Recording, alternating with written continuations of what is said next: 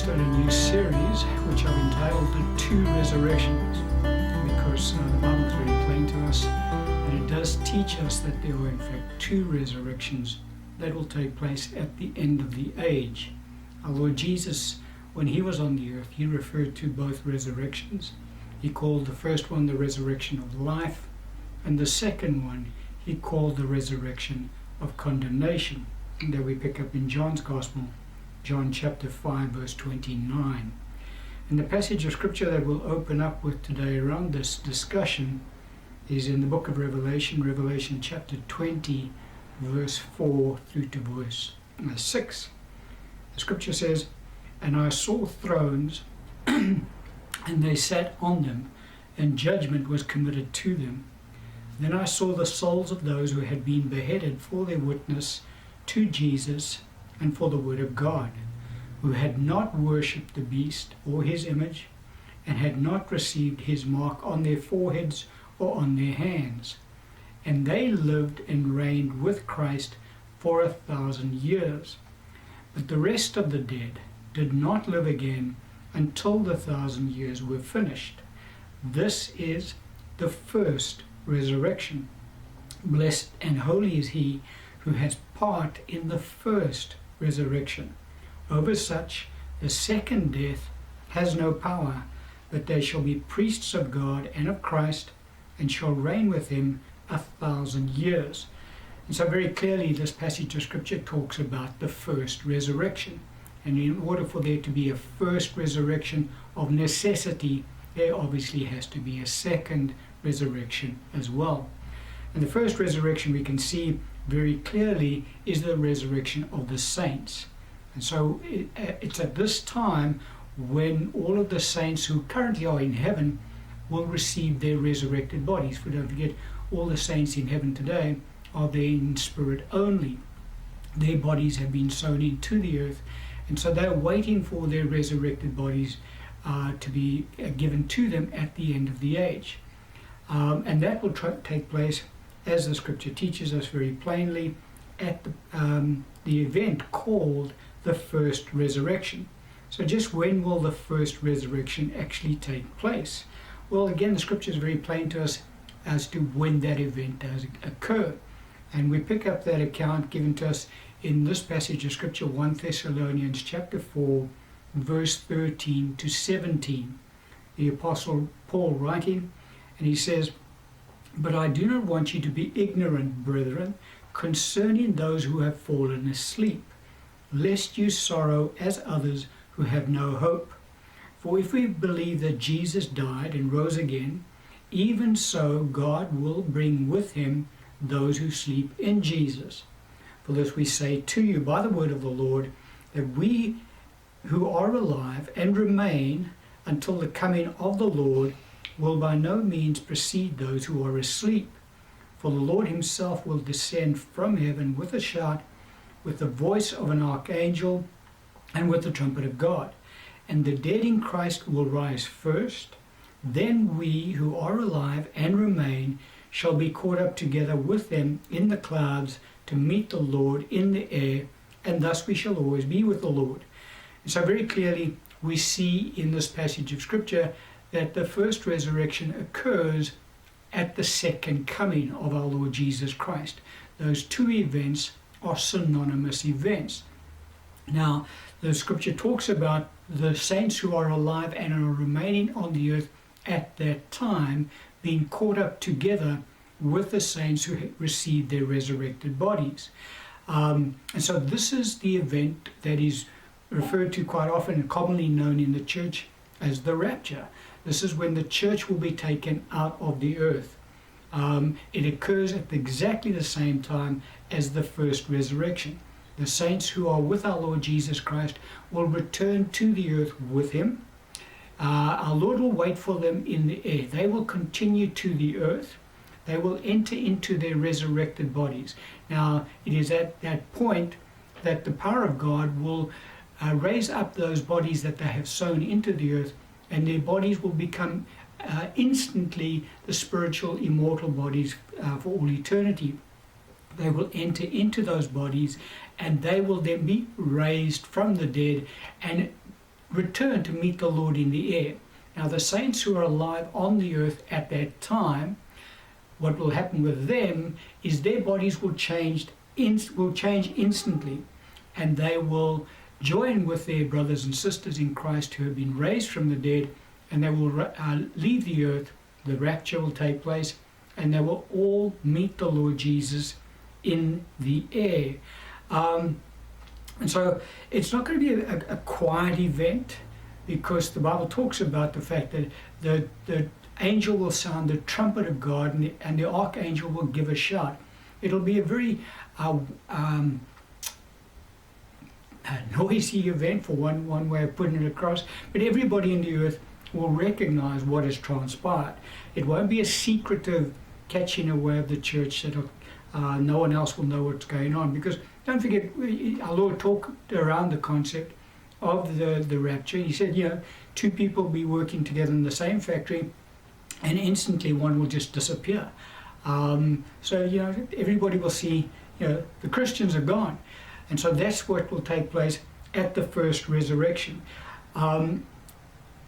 It'll take place instantly for the saints who are on the earth, because the Apostle Paul, in writing about it in 1 Corinthians 15, 51 to 52, he says, "Behold, I tell you a mystery. We shall not all sleep, but we shall all be changed.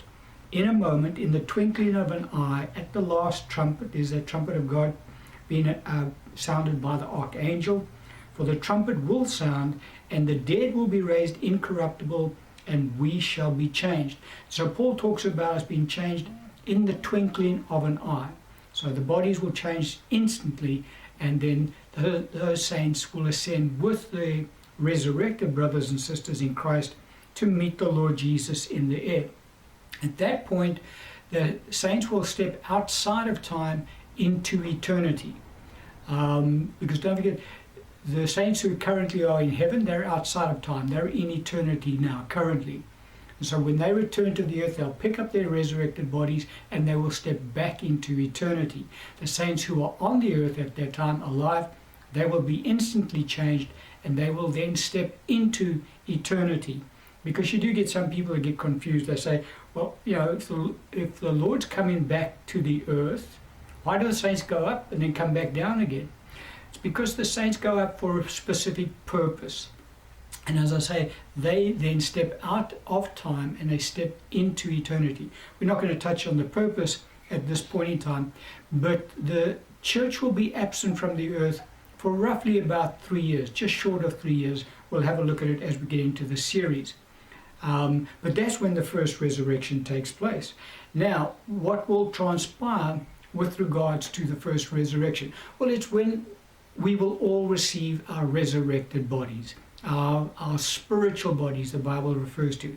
We pick up quite a bit of detail about that event as to how it impacts on our bodies in this passage of Scripture, the Apostle Paul writing about it. He speaks about in 1 Corinthians chapter 15, verse 36 to 53. And he says, "Foolish one, what you sow is not made alive unless it dies. And what you sow, you do not sow that body that shall be, but mere grain, perhaps wheat or some other grain. But God gives it a body as He pleases, and to each seed its own body. All flesh is not the same flesh. For there is one kind of flesh of men, another flesh of animals, another of fish, and another of birds. There are also celestial bodies and terrestrial bodies. But the glory of the celestial is one, and the glory of the terrestrial is another. There is one glory of the sun, another glory of the moon, another glory of the stars, for one star differs from another star in glory. So also is the resurrection of the dead. The body is sown in corruption, it is raised in incorruption. It is sown in dishonor, it is raised in glory. It is sown in weakness, it is raised in power. It is sown a natural body, it is raised a spiritual body. There is a natural body and there is a spiritual body. Verse 53. For this corruptible must put on incorruption, and this mortal must put on immortality. And so Paul gives us quite a bit of insight as to what our resurrected bodies will be like. Our resurrected bodies will be exactly the same as the resurrected body that our Lord Jesus Christ currently walks around in. We pick that up in 1 Corinthians 15:49, for Paul says, "As we have borne the image of the man of dust, so we shall also bear the image of the man of heaven," talking about our Lord Jesus Christ. And so we see that the bodies that we currently dwell in, the scripture refers to as natural bodies. The bodies that we will dwell in going forward, our resurrected bodies, the scripture refers to as being spiritual bodies. And there's a huge difference between the two. He talks about these bodies being corruptible, the spiritual body being incorruptible. These bodies are mortal, obviously, they are subject to death. The spiritual body is immortal. And so from that point of view, the saints will become like the angels, because angels cannot die. Our Lord did teach us that in Luke 20, verse 36. And so the saints from that point onwards will never be subject to death ever again. They will be immortal. The body that we currently have is weak, but the body that we will receive is a powerful body. And so the supernatural bodies that we will receive, as I say, the scripture is quite plain on the issue. We will receive bodies that are exactly the same as the body that our Lord currently walks around in. And so it's really the constraint placed upon us in these physical bodies now that hinder us quite often in our Christian walk. Because think about walking around in your resurrected body. There's going to be so much more that we will be able to do that we are prohibited from doing in this current life. But the spiritual body is able to take on different forms. And we saw that demonstrated to us by our Lord Jesus Christ when he was walking around on the earth for that 40-day period after he was raised from the dead, because he interacted with the saints on numerous occasions. He would appear to them out of nowhere, converse with them for a period of time, and then disappear. And so we see that the spiritual body is able to move between the two realms at will. In other words, move between the realm of the spirit and the realm of the natural. Jesus can do that, and the saints will be able to do that as well going forward. They'll be able to walk around in the natural and also step into the spiritual at will as they so choose. Now, the spiritual body has the capacity to look just like the natural body that we dwell in. And so everybody, the way we look now, that's how we will look in our spiritual bodies going forward. There will be no change to our features. All that will change from that point of view is that the bodies that we will dwell in will be perfect. There will be no blemishes, no defects of any sort whatsoever. But they will all look pretty much like our natural bodies do now. And our Lord showed us that when he walked the earth, because quite often he would appear with the disciples and eat breakfast with them and converse with them. They recognized him straight away. He looked just like he did before he went to the cross. There was no change there. However, there were instances when our Lord did display his glory through his resurrected body. The Apostle John, in the book of Revelation 1:14, caught a glimpse of that when our Lord appeared to him. And John said that his body radiated glory like the sun shining in its strength, and his eyes were like flames of fire. John, when he saw the Lord in that glorified state, he basically fainted in front of the Lord. And so our Lord can cause his glory to be made manifest through his resurrected bodies. Now the saints will be able to do exactly the same thing. And so as and when the occasion demands, so we will see that going forward, the glory of God will be made manifest through the resurrected bodies that God will give us. And obviously the saints who are alive and remain until our Lord's coming, they won't receive resurrected bodies because their bodies haven't been sown into the earth. Their bodies will just be changed in a twinkling of an eye, as the Apostle Paul says. And so that is the event of the first resurrection. It is only for the saints. At that point, they will receive their eternal dwellings, their spiritual bodies, the resurrected bodies that are exactly the same as what our Lord Jesus currently has. The first resurrection takes place at the second coming of our Lord Jesus Christ. Those two events are synonymous events. There will be saints alive on the earth when our Lord comes back to the earth. Their bodies will be changed instantly. All the saints will then be caught up together and meet the Lord Jesus Christ in the air. And we will discuss what will take place at that point as we get into the series further on.